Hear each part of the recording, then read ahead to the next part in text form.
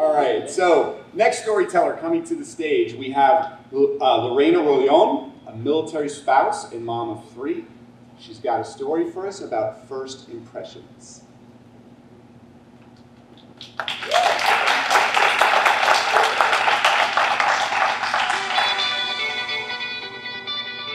Like, sorry.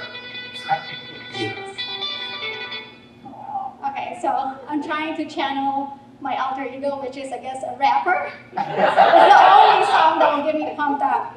So, they say you can never get a second chance at making a good first impression. You see, people in the West Coast, myself included, have this impression about New Yorkers as rude, uncaring a-holes. And I thought this was solidified when in 2005, me and my then boyfriend, now husband, went to New York for the very first time on a cold February day. The weather wasn't the only thing that was cold or unfriendly. So we thought that impression fit them well.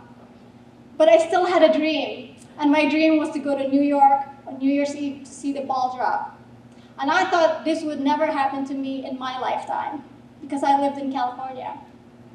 But fast forward to 2021, and with 3 kids later, my husband gets stationed to Virginia. My dreams of going to New York gets revived ever so slightly. Slightly, because we drove from California to Virginia with a screaming, crying toddler the whole entire time. So no, I never want to go anywhere far with toddlers. I don't want to put myself back to that kind of stress. But they say you have to speak your dreams into existence. And that's what I did. I spoke to anyone that would listen about my dream, even to my physical therapist. And with my best Southern accent, she said, I don't know. I'd be miserable standing there for 8 hours in the cold. And did you know you have to wear a diaper on because you can't get out? I think you should book a hotel with a window view and see it in your warm, comfortable room. So I thought, I didn't know that. You have to wear a diaper? So fast forward to a month later, my 4-year-old daughter sees New York City on TV for the first time. And with her tiny little body and hands, she pretends she's Liberty. And she's holding a torch in her left, a book on her right, and she says, Statue of Liberty, Mommy. And I thought, that was the sign that we needed to go there. We needed to make this happen for her. And we decided before 2022 ends that we would go there. And literally, that's what we did. One day before New Year's Eve, we packed our cars with our luggages and ourselves, my husband and I, and our 3 kids. One emo 11-year-old, one sassy 4-year-old, and one somewhat easygoing 18-month-old. We go there unhurried and taking it easy, leaving at noon. We're happy and eager driving the car. On the 3-hour mark, we stopped for lunch, but what would become our dinner, as you will find out. At 7 o'clock, we're at the outskirts of the city, and I see New York City skyline, the silhouette of it, twinkling in the dark. I'm looking at it, marveling, when suddenly, we had come to a stop. We had hit traffic going into the tunnel to the city. It takes us 30 minutes to get there. But once we're there, we're happy and excited. We're here. Unbeknownst to me, this was the back of the city, as it was dark and quiet. Mounds of trash bags just littered on the sidewalk. As steam billows out into the air, I had the forethought to call the hotel to see where parking was, because GPS said we were close by, and you could see it up afar, the hotel. The man on the other line says, it's going to be on the other side of the hotel, the back of it, and it's going to be just $50. Unfortunately for us, it's one-way street. So we pass the hotel on the right, and we end up going farther away from it. We're finally, a couple blocks after, we finally make a turn to the right. And then bam! Bright lights and busy streets, chaos everywhere. Tons of people, masses of crowds of people just standing by, sometimes shoulder to shoulder. And then endless pedestrians keep crossing back and forth.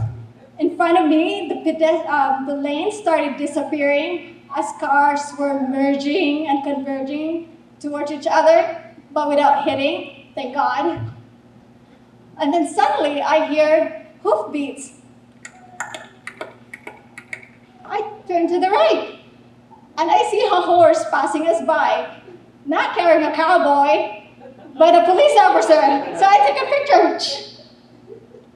And then all you could hear was beep, beep, honk, honk, honk. My 4-year-old starts putting her hands on her ears to muffle up the sound. My 18-month-old starts stirring in his car seat, about to cry and whimper, starting to feel really uncomfortable sitting there for hours on end now.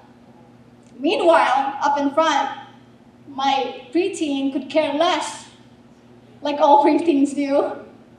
On the other side of her, my husband was starting to turn into the Incredible Hulk, losing patience, and would let out a curse here and there. And me, I was starting to get nervous and scared. All I wanted to do was disappear into into the seat, and be transported into my house. And I bargained with God, like, I'll do anything boring, folding laundry maybe, not here, when there's people about to erupt around me and stuck in traffic. So we tried to make a right to go back.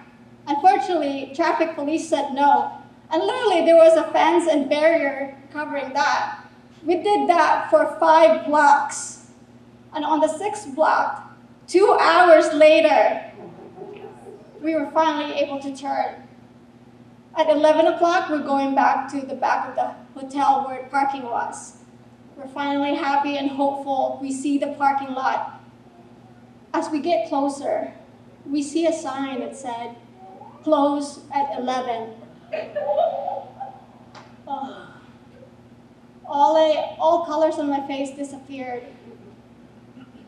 I thought, we're never gonna find parking. I'm gonna be stuck in this nightmare forever.